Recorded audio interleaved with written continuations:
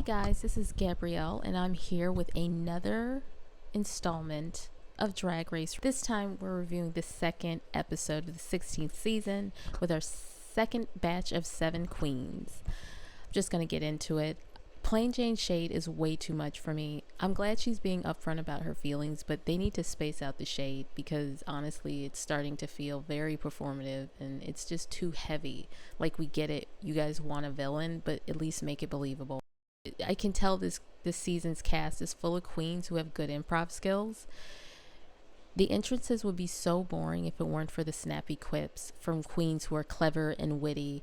Plasma had me cracking up when she told Mr. Tay, New York City, St. Louis, Missouri, / Atlanta, / Los Angeles. I'm hometown. She got 3 names, she got 3 homes. Hello? you got 3 names, you got 3 homes. It was so funny. When Plain Jane said that none of the other girls would not have been traded the season, I said, you haven't met Saphira. I honestly want to see how well they get along or not. I would have loved to have been in the room when Plain Jane and Saphira laid eyes on each other for the first time, because I feel like Plain Jane wants to give the energy that Saphira already possesses. Someone is already regal and someone's already trying to be regal and making people feel like crap. So it's like, and they both probably did drag in Boston at the same time. So I want to know, did they know each other? Is there good blood, bad blood, neutral blood? What's the story, if any, between Saphira and Plain Jane? Because I want to see it. And they both won the Maxi Challenge. So it's like now they both have this title of like being the front runners because they won the first Maxi Challenge. I did not find Hershey's story about being a dad revolutionary, and that's a great thing.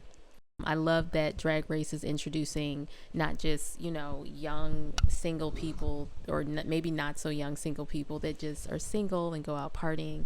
There's another side to this. People are actually, in Mrs. Kasha Davis, she's married and she has stepdaughters and she's always wanted kids, and Hershey is helping raise her boyfriend's sister's kids. So I think that's great, but we got all this backstory in her life which adds depth to Hershey's story, but it makes me question what's going to happen to her in the next episode, because I'm like, that's a lot of information. So Rue is walking down the runway in her evening couture, and she is beautiful. She looks like a labradorite stone. I'm really loving these looks this season. Okay, I gotta say it. I do not like it when the celebrity guest judges come to interrupt the queens, or when they're after, I think it's after the critique, so they're not de-dragging, so it's after the critiques. I hate it when the celebrity guest talks to them. And all of these segments that I've watched, not one has, maybe Lady Gaga, she was great, but that's rare. It's rare that these celebrities actually have something insightful to say. Like, they don't even know these queens. They're meeting them for the first time like we are. So what kind of advice can they really give them?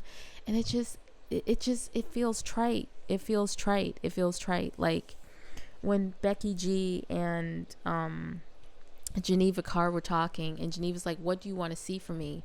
And then Becky G was like, representation. Bitch, I almost fell out of my chair. Like, bitch, you're on the show. Like, you are representing. Didn't feel authentic. And honestly, I would not be sad if next season they just scrapped the celebrity interactions with the queens, because I don't think it's appropriate. It's not adding anything to the story. And if you want to see these celebs, just follow them on social media and buy their stuff. It's just that simple. Okay, so after the queens do their talent portion, I would have to say that the bottoms are Megami and maybe Hershey, because like, why was she in the jungle? I wanted to say Plasma because I just didn't feel like her performance connected with the audience, even though it was technically great. I just don't think they were here for her. And as cunty as Plain Jane is, I totally agreed with her. She was like, okay, at the end of Megami's segment, she's holding up a cork board talking about protect queer art, but did you give us any queer art to protect? And I'm like, whew. Yeah, she got a point there. She has a point. My pearls were definitely clutched at the bar. I love the in between segments or like commercial breaks, Viacom is promoting football during Drag Race, because I think that's so appropriate because I've always said that Drag Race is the football for gays and the people that love them. I mean, we get just as crazy as you guys do about our team, so to speak. And it wouldn't surprise me if we had like a drag halftime show. Like, they're thinking about it. They gotta be. They gotta be. I fear that Plasma is going to get the delusion edit, you know, when she's talking about feeling underestimated and being an underdog when we really don't know that much about her. And from what we see, it doesn't seem like we should be blown away by what she's giving us. Megami is definitely getting the pretentious artist edit. Plain Jane is definitely playing the game. I'm trying to figure her out. She told the girls in the workroom that she would be fair and vote the best of the best on top and the people who didn't do so well on the bottom. But that's not what they did. They flipped it. Plain Jane put the best people on the bottom and the bottom people on the top, thus helping her get to that number one spot. Plain Jane is rotted, but she's funny and sometimes truthful.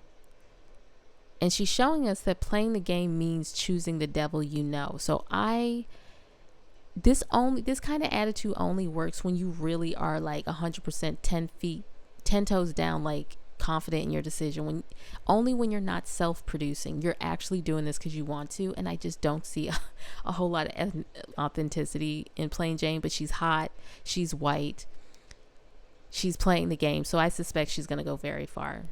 I don't understand how Geneva Carr was in the top 2 with Nymphia Wind right there. I didn't get that. And I also think that Geneva Carr did way better than Plain Jane in that lip sync. I mean, like, just having boobs out and like, oh, I'm sucking my finger. It's like, oh, I'm bored. We've seen it already. We've seen it with Jimbo. We just got off of All Stars 8. Like, Jimbo is still fresh in my brain. But anyways, let me know what you guys think. Let me know your thoughts in the comments below. Please share, like, and subscribe. But Long Avenue Productions, this is Gabrielle, and I will talk to you later. Bye.